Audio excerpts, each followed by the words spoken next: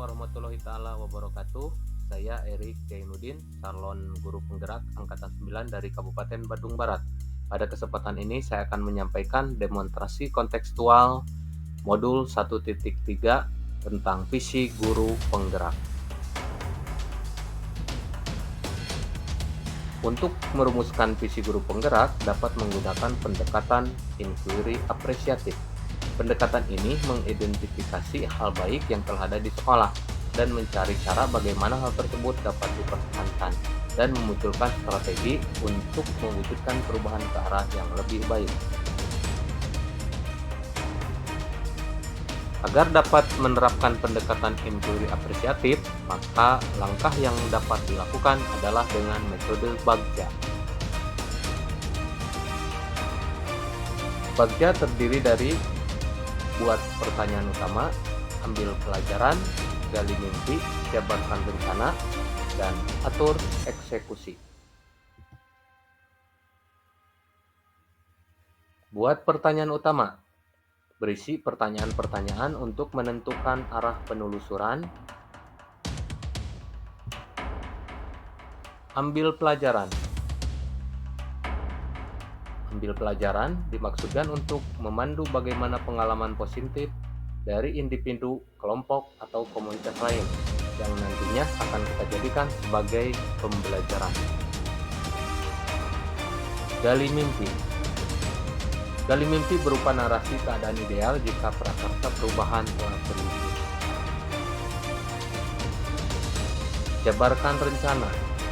Jabarkan rencana dapat mengidentifikasi tindakan-tindakan yang akan dilakukan. Dan atur eksekusi. Atur eksekusi dapat membantu transformasi rencana menjadi nyata. Berikut ini visi guru penggerak yang saya buat, yaitu mewujudkan peserta didik yang beriman dan bertakwa, berakhlak mulia, mandiri, kreatif, unggul, berprestasi, dan berwawasan global.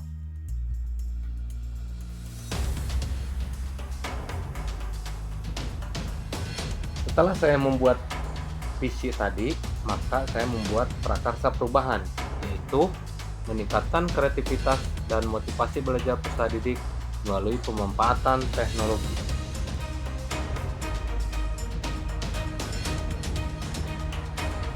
Adapun tahapan Bagja yang saya buat adalah sebagai berikut. Yang pertama, buat pernyataan utama. Pernyataan utama di sini yaitu bagaimana cara meningkatkan kreativitas dan motivasi belajar peserta didik melalui pemanfaatan teknologi.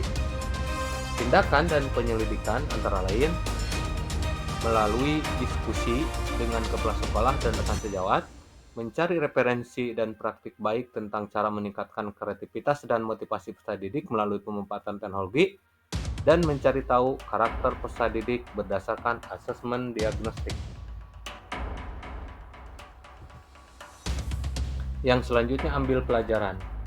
Untuk pertanyaannya, siapakah guru yang ahli di bidang teknologi dan selalu memanfaatkan teknologi dalam pembelajaran di kelas?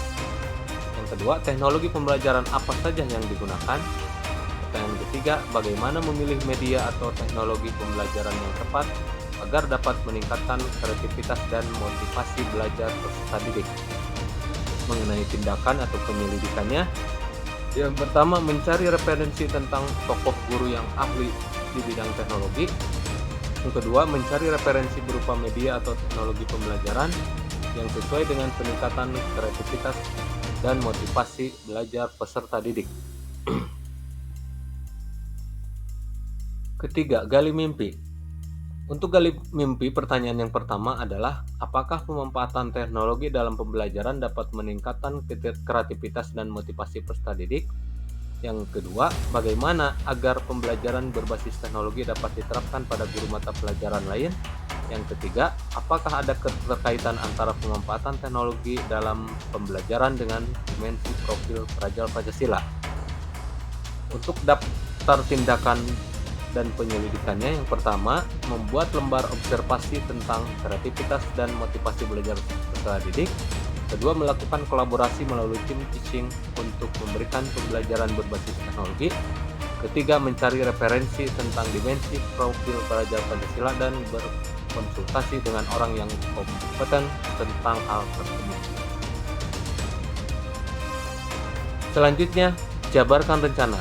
Untuk jabarkan rencana, pertanyaan yang pertama, apa langkah-langkah untuk melalui pembiasaan pemanfaatan teknologi dalam pembelajaran? Pertanyaan kedua, apakah media yang digunakan dalam pembelajaran berbasis teknologi? Yang ketiga, bagaimana usaha menjaga keberlanjutan pemanfaatan teknologi agar terus dapat dilaksanakan dalam pembelajaran di kelas? Untuk daftar tindakan atau penyelidikannya, yang pertama, membuat perangkat pembelajaran LKPD dan juga instrumen penilaian yang tepat. Kedua, mencari media pembelajaran berbasis teknologi yang tepat sesuai karakteristik peserta didik dan materi pelajaran. Dan yang ketiga, memberikan reward pada peserta didik yang memiliki kreativitas dan motivasi belajar tinggi. Dan yang terakhir, atur eksekusi. Untuk pertanyaannya, siapa yang bertanggung jawab memonitor agar jalannya kegiatan pemanfaatan teknologi dalam pembelajaran dapat berjalan dengan baik dan konsisten? Untuk tindakan atau penyelidikannya, yaitu membuat jadwal kegiatan pembelajaran menggunakan teknologi yang bervariasi di tiap minggunya. Demikian yang saya sampaikan Bapak Ibu. Wassalamualaikum warahmatullahi wabarakatuh.